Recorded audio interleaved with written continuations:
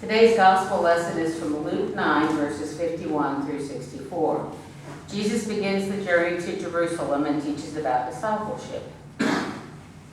When the days drew near for Jesus to be received up, he set his face to go to Jerusalem. And Jesus sent messengers ahead, who went and entered a village of the Samaritans to make ready for him.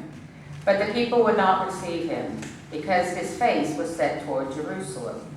And when the disciples James and John saw it, they said, "Sovereign, do you not want us to bid fire come down from heaven and consume them?" But Jesus turned and rebuked them, and they went on to another village.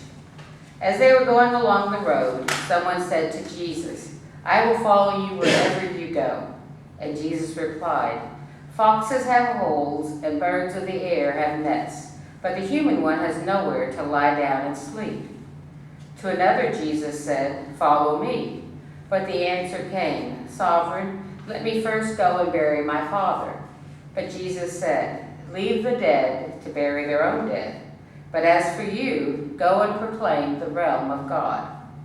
Another said, "I will follow you, Sovereign, but first let me say farewell to those at my home."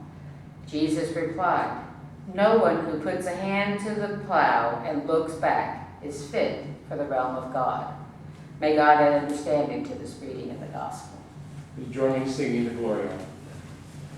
Glory be to the Maker, and to the Christ, and to the Holy Ghost, as it was in the beginning, is now, and ever shall be, world without end. Amen. Amen. Please be seated.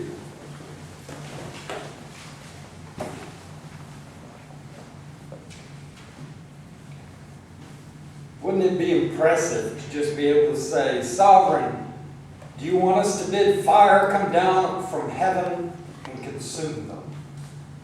Just because somebody has angered you a little bit. God, I thank you that once again I feel called to be an instrument. Anoint my heart, anoint my lips, remove me from myself, replace that with the movement of the Holy Spirit within. Grant understanding of the words that you would have me speak today for all that are hearing. Amen. Are you ready? The gospel lesson this morning from Luke may seem harsh to some of us. For some of us hearing that reading this morning, however, I think it is something that we should continually keep at the forefront of our minds.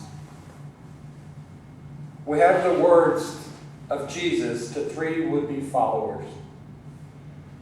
The first man, his advice was, before you follow me, count the cost.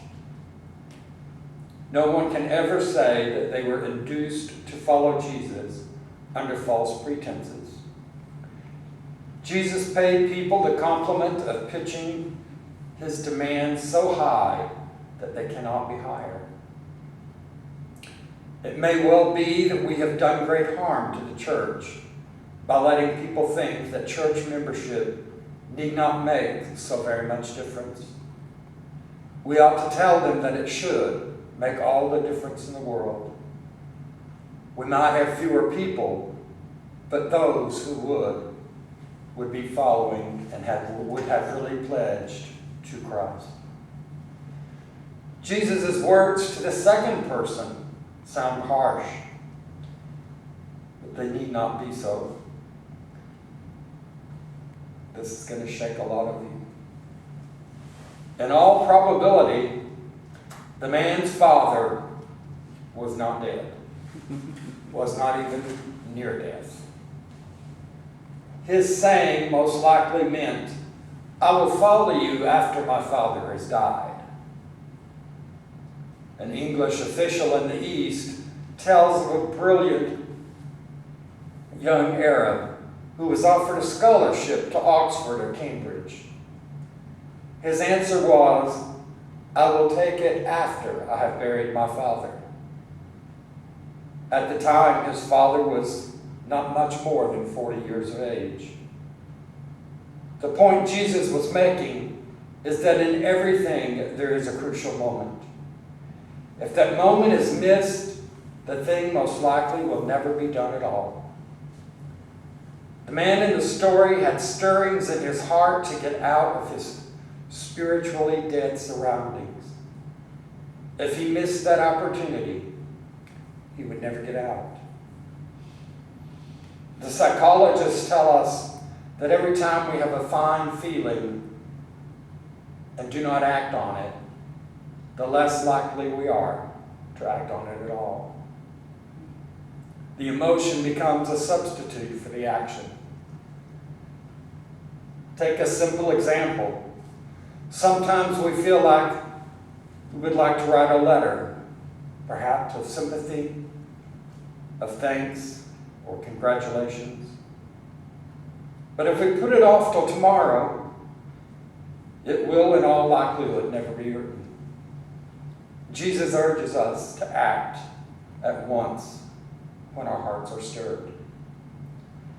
Jesus' words to the third person state a truth which no one can deny. No plowman ever plowed a straight furrow looking back over his shoulder. There are some whose hearts are in the past. They walk forever looking backwards and thinking wistfully of the good old days.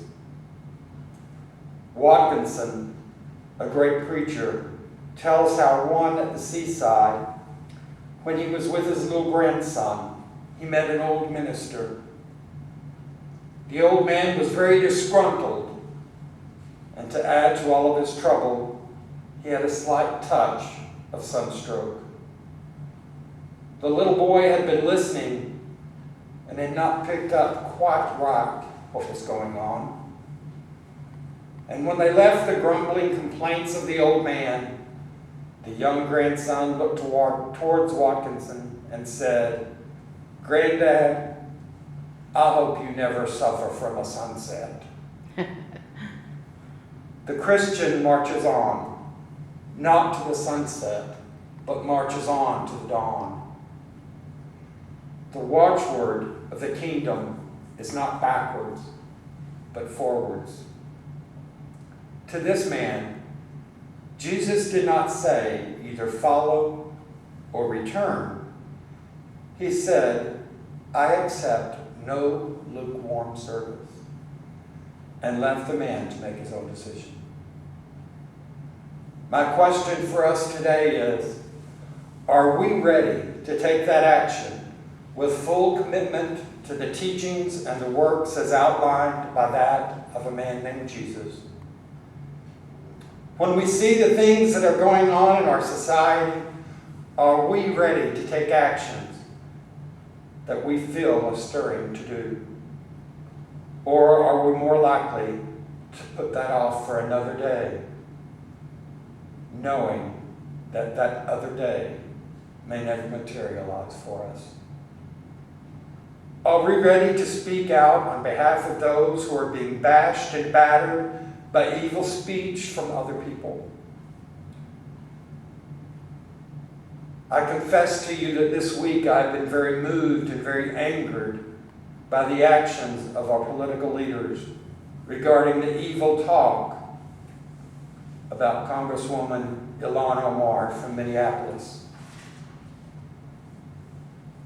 I will more than likely never get to meet this woman for myself and express my feelings to her. But I do have, just as all of us do have, the opportunity to speak out and speak up for others in her place. This is just as important and valid. To have another elected official from our government say on the news, if she would just get rid of those garments that she wears and put on a MAGA cap, Trump will be happy with her. We can't let that happen again. Adolf Hitler, remember the name. That was what his goal was. We can't let that happen in our society. When one of God's creations is harmed, we are all harmed. We all take that pain with us in our hearts. And yet, if we're not careful, we will let that hatred flow forth from us as well. Count the cost today and every day. Are you ready to take the action needed and make this world a better place? Or are you more likely to just ignore or perhaps complain about something and hope it just goes away? I'll go there. Hemorrhoids don't just go away. When you got one, you got to do something about it. When you got a problem in society, it's not just going to go away. Stand up, speak out, speak up. Be the person that Christ has called you to be. I feel strongly that Jesus is calling each of us today to continue to put our whole selves to the full service of loving and caring for all of creation.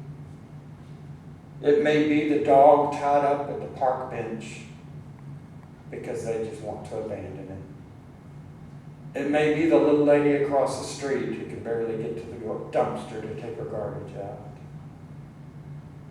We're all called to service for all of God's creation, no matter how small we think they are, and no matter how mighty we think they are. Even the mighty need to be boosted up once in a while, lifted up in good thought, lifted up in prayer, to find peace and solace as they continue answering their call from God. Are you ready to do